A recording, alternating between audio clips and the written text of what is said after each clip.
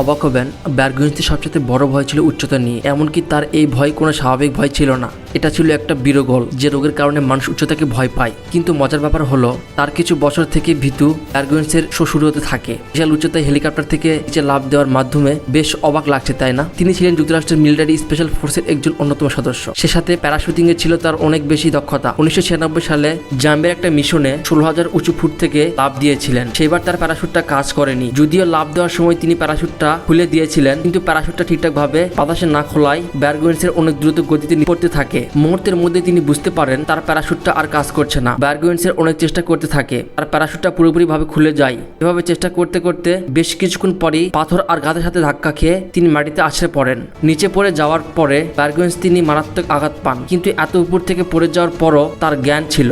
তিনি একদমই নড়তে পারছিলেন না, শুধু মাটিতে লুটিয়ে ব্যথায় কাতরাতে থাকেন। তিনি শুধু এই আশায় হাল ছাড়েননি তার সঙ্গীরা হয়তো তাকে বাঁচাতে আসবে। এদিকে ব্যথার তীব্র থেকে এতটাই তীব্র হচ্ছিল যে সেটা সহ্য করার মতো ছিল না। আর তিনি পরবর্তীতে বলে সেই ব্যথা তার সহ্য করার চাইতে মৃত্যু অনেক ভালো ছিল। অনেকটা সময় এভাবে পড়ে থাকার ফলে তার সঙ্গীরা এসে তাকে আফ্রিকার একটা হাসপাতালে নিয়ে যায়। এরপর ডাক্তাররা যখন পিঠে তার একটা ইঞ্জেকশন দেয়, তখন তার ব্যথাটা ধীরে ধীরে কমতে থাকে। যদিও তখন তার মনে হচ্ছিল তিনি আস্তে আস্তে সুস্থ হয়ে উঠেছেন, কিন্তু ডাক্তার বলেন তিনি আর কখনোই চলতে পারবেন না। এটা শুনে 31 বছরের ব্যারগুইন্স দুনিয়ায় যেন মুহূর্তের মধ্যে অন্ধকার হয়ে যায়। তিনি যখন তার এক্সরে রিপোর্ট দেখেন যে পিঠের 3টা হাড় ভেঙে গেছে বললে যেন ভুলই হবে, কারণ তার হাড়গুলো বললে চলে পুরোপুরি গুঁড়ো হয়ে গেছে। তিনি সামান্য চলাফেরা করতে পারতেন না। তিনি বলের উপর থেকে পরে যতটা ব্যথা পেয়েছে তার থেকে বেশি কষ্ট হয়েছে 1 বছর হাসপাতাল থেকেই এই হাড় জোড়া লাগাতে। হাসপাতালের বেডে তিনি সারাদিন শুয়ে থেকে চিন্তা করতেন তিনি আর কখনো হয়তো সুস্থ হতে পারবেন না। তার বেঁচে থাকার ইচ্ছাটাই একেবারে মরে গিয়েছিল। তারপরও ব্যারগুইন্স বেঁচে থাকার উদ্দেশ্য একটাই ছিল, নতুন নতুন জায়গায় ঘুরে বেড়ানো। আর এরপরে তাকে